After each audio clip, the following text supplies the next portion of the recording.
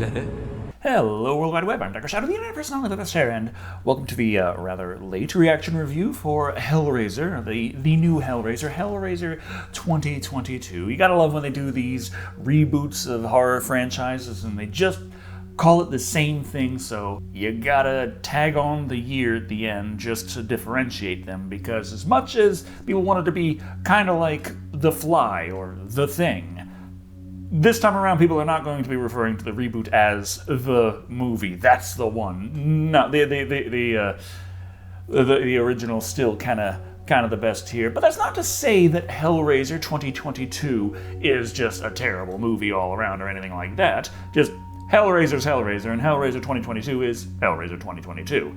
We had Clive Barker's Hellraiser. It was written and directed by Clive Barker, based on a book by Clive Barker. It's kind of easy to get exactly what the guy was aiming for there.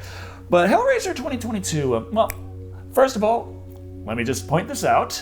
This is a reaction review. I'm not going to be using all clips from the movie and just spoiling everything, as I will do eventually in a full-form review. Yes, I will do that for this movie as well. This is just a more off-the-cuff kind of thing, unscripted. I'm just going to tell you what I think. I'm going to try and keep the first half of this reaction review spoiler-free as best as I can, and dig into more spoiler territory towards the end. So, with that out of the way, Hellraiser 2022, it does try some stuff kind of different again. Now, every single Hellraiser, of course, tries some different stuff from the previous ones. Hellraiser 1 and 2 are the only ones I feel like actually kind of followed the this is what a Hellraiser movie is like kind of formula. And Hellraiser 3 was suddenly we're in New York. Hellraiser 4, Bloodlines, that was originally supposed to be a trilogy, really should have been, but it's still a very, very nice movie. And then past that, everything just went... we got a random horror script, and we're going to tag the Hellraiser name onto it. Therefore, we can keep the copyright going. We can keep the rights to this franchise, and that's what happened with the series for a long time, up until Revelations, which was just an absolute what happened. And then Judgement later, which was better, but it was not right for Hellraiser still. And that was like focusing more on gross-out horror, which I'm not the biggest fan of, and it certainly felt kind of out of place in Hellraiser. Hellraiser 2022 does harken back to the OG Hellraiser. Now, they do change around a lot of the rules and a lot of how things work, but the way they change it is to also add some things that were also present in the original two Hellraisers, so I don't feel like it really changed all that much. Now, overall, as a horror movie, it's 2 hours long. I don't feel it's paced as well as, say, Terrifier 2 was, where that 2.5 hours didn't feel like 2.5 hours. The 2 hours, it feels a bit longer. It feels like it didn't necessarily need to be that, but it still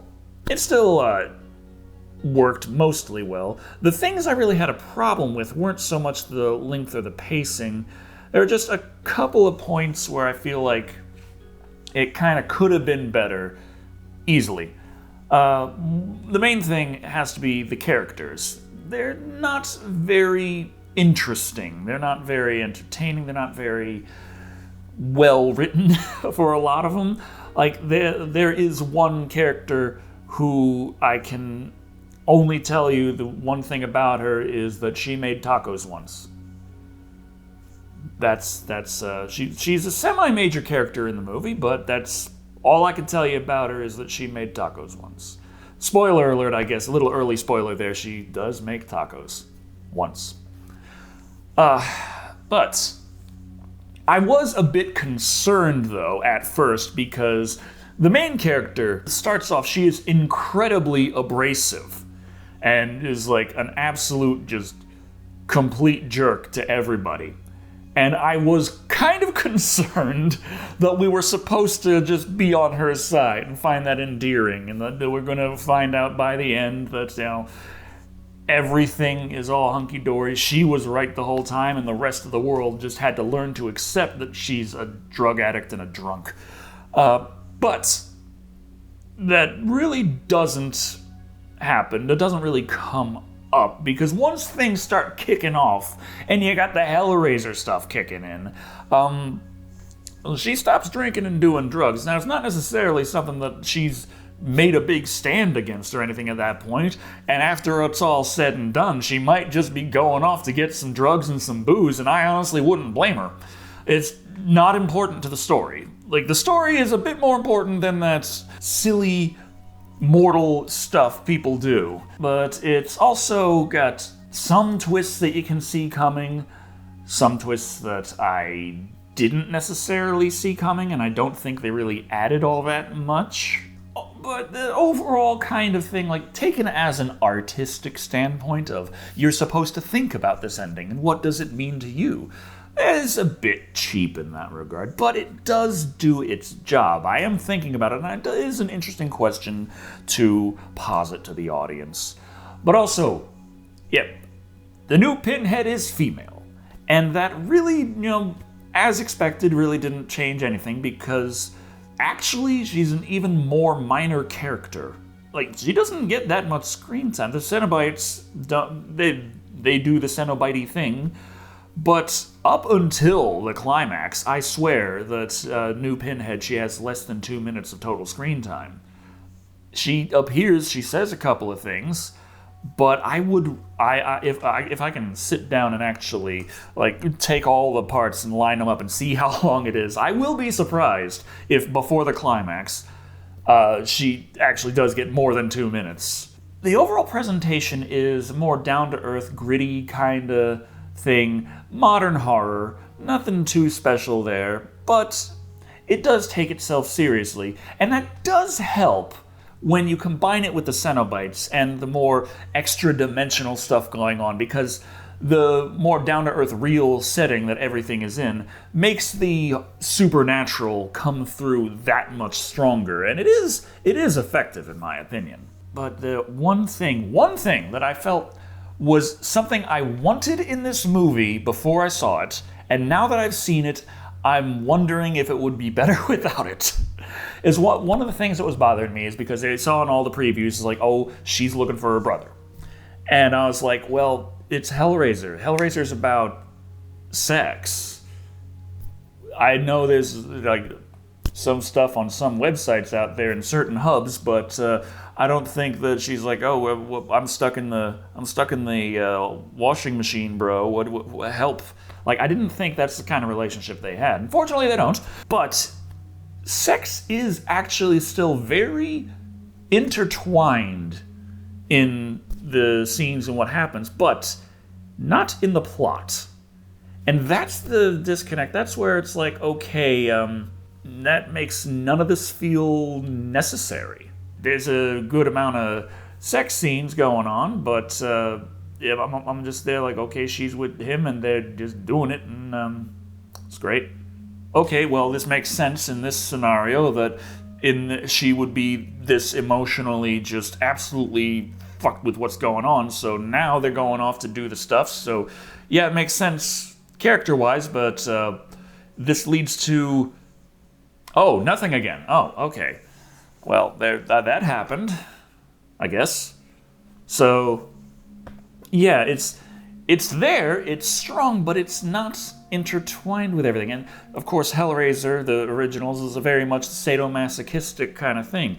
The idea with Frank opening the puzzle box and getting to the Cenobite realm was that he was going to be getting the most extreme sensations of his life, and he figured it was, just, in a sexual way. And to the Cenobites it was, but not in the way, he does not have that kink, so it did not work out too well for Frank in the original.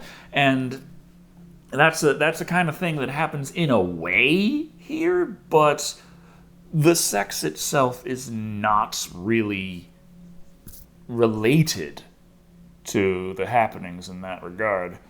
Unless there is some extra layer of poeticness to it that I'm just not picking up on. But it is about time to break into the spoilers. But first, before we do, I guess I'll say, I would think about a 4 out of 5. I know I've been saying that a lot, but I liked the horror. I feel like it did do a good job in a lot of ways, but the characters made it hard for me to feel, to really care that they were most likely going to horribly die. And some aspects of the plot, some ways things just kind of happen towards the end. It's like, okay, well, that was necessary, I guess, but now that I found about the twist, now this makes less sense. But some things made more sense, some things made less sense. But yeah, it is still a very entertaining Hellraiser. The best Hellraiser in years, hands down. Like, to be picking it apart like this feels kind of like, no, why, but still, it could be better in some ways, I believe. Pinhead could have had a larger role, I think.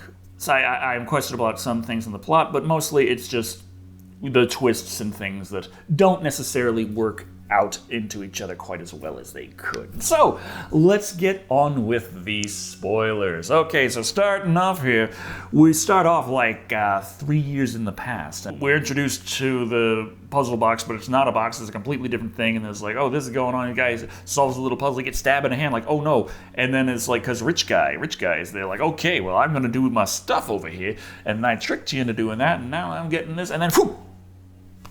Remember that for later, because we just skipped 3 years into the future to present day to get to the actual important characters who are currently boning. The writing between the dialogue they have with each other is acted well, written kind of like, huh?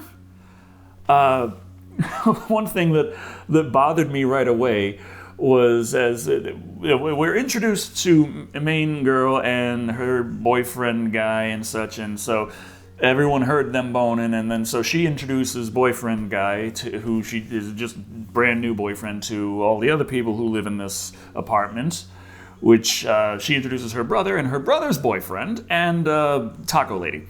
But that's the thing that bothered me, is like she just straight up said to this guy that they hardly know, it's like, oh yeah, that's my brother and his boyfriend. I was like, do you know if this guy is gonna lose his shit and start swinging because of that? Is your brother okay with you being that open, telling just random strangers about that? It's like, there's some boundaries here that are just being casually crossed and such, and it's like, or is she just like a jerk about it and doesn't care? She generally doesn't care about anything.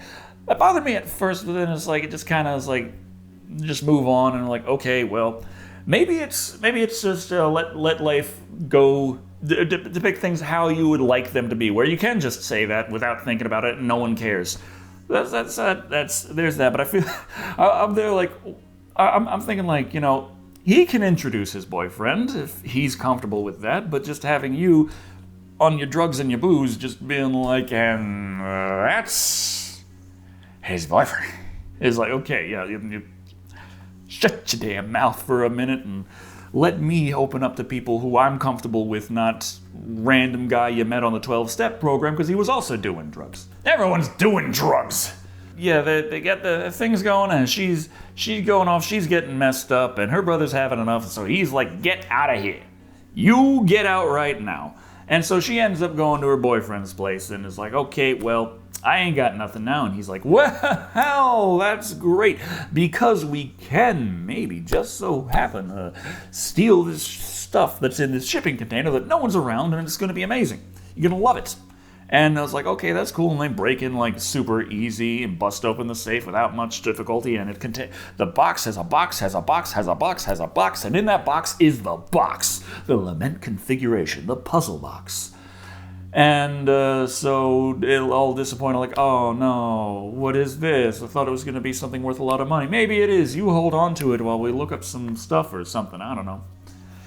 And then she gets home and drunk and stuff, and her brother kicks her ass out again. Or did he kick her ass out? Did he kick her ass out before? Well, it was just she was pissed off because her job didn't pay it well enough. We don't know what her job was, but she was annoyed that it wasn't paying. So let's just go and commit grand theft, I guess. It's kind of like the start of this new Saints Row. The writing felt kind of similar in that regard, where the characters weren't interesting. They didn't seem to be written too well. One of them made tacos, and now we're just going to go and commit grand theft because we can't pay our rent or something. I don't know. But then she gets the box, and then she gets kicked out by her brother because she's there not being honest about the fact that she got absolutely sloshed. And so she goes and she's drinking and she's doing drugs, and then she's going off and running off with the configuration, and then she does the thing But this time it works different. You see, the puzzle box works very different in the new Hellraiser, because now, instead of it's solving it and then it opens up the thing to the Cenobites, now it has different levels, different forms. It's got this whole progression system. Each configuration has a different name, but when you solve it, it pokes out a little knife, and that little knife gets your blood, and that makes you the sacrifice to get to the next level. So she solves the box, and a little knife pops out, but it don't get her. So she's like, well, that's interesting. I'm just gonna lay here now, drunken on drugs. And her brother gets worried, and he goes looking for her, and he's there like, oh, what's going on? He puts his hand down, he stabs himself, like, crap, that's a lot of blood. This is like when the guy was bleeding in the first movie, like, just slashed my hand open, like, real bad. Oh, well. So then he's like, okay, well, I gotta go real quick, bye. And he's there washing his hand off, and Cenobites come and take his ass away, and she's there like, where'd my brother go? No one knows. He just up and disappeared. And everyone's like, what do you mean he just up and disappeared? You were on drugs. No one trusts her. No one believes her. And then she's there trying to figure out what to do because, like, oh no, what happened? And she's trying to get to the bottom of this, researching this box, trying to find out what's going on. They find the house, like, it's connected to this one old rich guy that also disappeared, and a whole bunch of people disappeared around him. And he had this house and this mansion and such. And everyone's like, okay, well, let's go there, look for clues and such. And so they start Scooby-Dooing and stuff. She finds the player handbook that lists all the different configurations. Like, it's now the Lament configuration works like the Dragon Balls, except you gotta kill people. Each time it's solved, it pokes out a little stabby bit, and that little stabby bit has to get somebody, and that somebody gets the blood on that, and they get chosen as the sacrifice that then puts it to the next stage of the configuration, up until you get to the Leviathan configuration. You get the final one, you get that audience with God, and you get to wish for anything you want. Get your wish today with the Lament configuration. Everyone show up. There's this big Scooby-Doo chase thing. The one gets trapped, and then someone hidden in the shadows who you don't see too well, who has this big metal thing clicking around in their chest. Who could this be? Could it maybe be the old rich guy who made a wish for something that didn't come out quite as planned because now he sacrifices, or the taco lady? She made tacos once, now she's sacrificed. Who could that be? It might be the old rich guy who's hiding in the shadows now and is still alive, and he's in constant pain because he asked for something that he actually didn't really want. The wish came more Wishmaster style than Dragon Ball style. Who could have seen that one coming? They end up a couple configurations off, and then they get the little knife out. She stabs Chatterer, like a fan favorite. And they accept Chatterer as a sacrifice, which is an interesting little loophole there. So then they're like, okay, well, easy peasy. We're just gonna do this again, lure one more of them in there. Oh, there's a cage around the mansion. I was sitting there wondering, like, why if these guys could just open walls into anywhere and just do whatever. Like, they were driving away in the van, and they just kept changing the road so they couldn't get out. And then they opened up an extra dimensional hallway in the van to get the taco lady. Why is it that this little bird cage somehow is good enough? And then it's kind of quick, as I'm asking the movie that just in real time, the movie says back like, oh yeah, well, this extra dimensional bird cage is like, it's a super magic one, which is why it blocks the Cenobites. It's like, oh, thanks. So she figures, okay, we're going to solve the last bit, and then lure one of the weaker looking ones in, and we'll stab them, and let's take that, and then we can make the wish get the brother back. But as they're doing that, things don't quite work out right. The old man comes out from the corner and bam, he stabs the boyfriend of the brother instead. And then the boyfriend of the drug girl is there like, no, you didn't have to do that because plot twist! Drug girl boyfriend was working for a creepy old rich guy the whole time, which explains how he knew where the Lament configuration was and why he got it into her hands, because she was supposed to be the first sacrifice. And he turns out the Jagoff is a Jagoff, and he was working for the old rich guy the whole time. And old rich guy, he made a wish for like the ultimates and it's the same kind of thing. He did the same thing Frank did in the first, where he got the Cenobites like, I'd like to feel the ultimate in pleasure, and Cenobites was there like, we're good at that. We know exactly what you mean. And they jam this big mechanism into his chest that pulls on his nerves in random patterns so he can never get used to it. And it's like, that's pretty fucking badass. It's all pretty goddamn awesome. I really like what you've done with that. The Cenobites are coming for brother's boyfriend very slowly. They're when the plot calls for it, they really have very little interest in actually catching people and doing things to them. If it's one that they're allowed to, then just, fingers go up, chains fly out from nowhere and hook right into them, drag them off and rip them into pieces. But when it's someone who the plot says can be saved, they are really lax at actually going forth and doing anything about it. She running around trying to save him. She got the little configuration, stole that back from, or did she steal it back? Yeah, he's making the deal with Pinhead. This is the part where she's on screen for longer than 2 minutes. So she's there like, we can't take gifts back. You don't like it? Come on, we made that just for you. We could do like a white elephant kind of gift exchange if that's more your thing. And so he's like, I'd like to feel good for once, you stupid bitch. And she's like, you want to feel good? Oh, I get it. This don't do nothing for you no more. You just want to feel better. Better than that. We know exactly. We got you, man. We got you. Don't worry. And so then, in the meantime, Druggy Lady catching up with Cenobites there after brother's boyfriend, and she's there like, hey, I heard you do exchanges. Turns out my boyfriend set this whole thing up because he was actually evil this whole time. So, how about that one? And they're like, sounds fair. And so brother's boyfriend's life is saved, and they immediately get Druggy's boyfriend. And the guy's carried up into the big god spike thing, and they're like, got it. We're gonna peel off your skin, tie you to this little angel crucifixion thing, just rip off it. You're gonna be like in so much pleasurable pain in this big white light that's frying your eyeballs out. It's gonna be great. You're gonna love that. It's gonna be eternity for you now. Awesome. And so that's where he ends up. And then they're like, okay, well, even though that was a wish, and this is supposed to be like one wish, I think, Druggy Lady, you get a wish too. I don't know. I don't care. Who cares about the rules anymore? And so she's like, I'm done all this. Got several people killed, including Taco Lady. And I really like those tacos. All because there's this wish and I might be able to get my brother back. But then she's like, no. I've seen your wishes. I know what your gifts are. I want nothing.